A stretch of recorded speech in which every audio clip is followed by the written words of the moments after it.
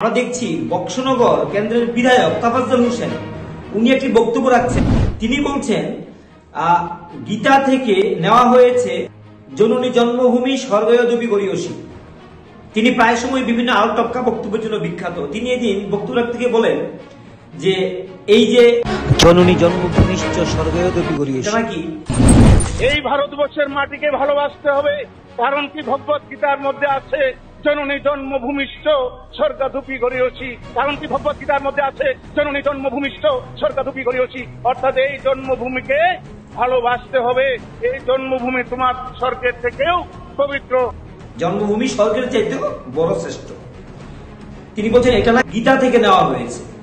এবার এটা যদি গীতা থেকে নেওয়া হয় তিনি বলছেন তাহলে প্রধানমন্ত্রী নরেন্দ্র মোদী একইভাবে জননী জন্মভূমি স্বর্গয়দপি গরীয়সী এই প্রসঙ্গে তিনি কি বলেছেন শুনুন।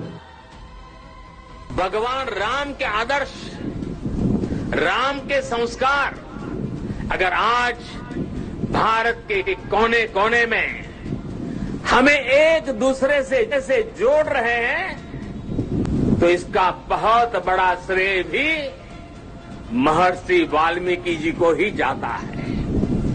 राष्ट्र को, मातृभूमि को सबसे बढ़कर मानने का महर्षि वाल्मीकि का जो उद्घोष था, जननी जन्मभूमिश्च स्वर्गादपि गरीयसी, ये जो मंत्र था वही आज राष्ट्र प्रथम इंडिया फर्स्ट का उस संकल्प का मजबूत आधार है।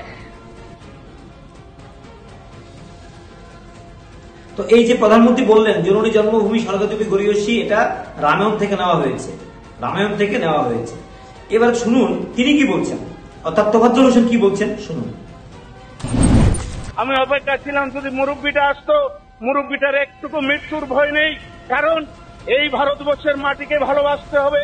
কারণ কি ভগবত গীতার মধ্যে আছে জননী জন্মভূমিষ্ঠ স্বর্গাদপি গরীয়সী। কারণ কি ভগবত গীতার মধ্যে আছে জননী জন্মভূমিষ্ঠ স্বর্গাদপি গরীয়সী। অর্থাৎ এই জন্মভূমিকে ভালোবাসতে হবে। এই জন্মভূমি তোমার স্বর্গের থেকেও পবিত্র। কারণ কি ভগবত গীতার মধ্যে আছে জননী জন্মভূমিষ্ঠ স্বর্গাদপি গরীয়সী। আপনারা শুনলেন তিনি বলছেন জননী জন্মভূমিষ্ঠ স্বর্গয়দপি গরীয়সী। খুব পড়াশোনা করে এসেছিলেন, তারপরেও তিনি ভুল তথ্য নিয়ে ঢুকে বললেন একটা বিধানসভা বাজেট অধিবেশনে এই বক্তব্য তিনি রাখছেন, যেটা বলছেন তিনি গীতা থেকে নেওয়া হয়েছে, যেটা প্রধানমন্ত্রী নরেন্দ্র মোদী বলছেন যে রামায়ণ থেকে এই বক্তব্যটি নেওয়া হয়েছে এবং আমরা সবাই জানি। এখন বক্তব্য হচ্ছে ভুল হতে পারে, একমাত্র শয়তানের ভুল হয় না, ভগবানেরও ভুল হয়।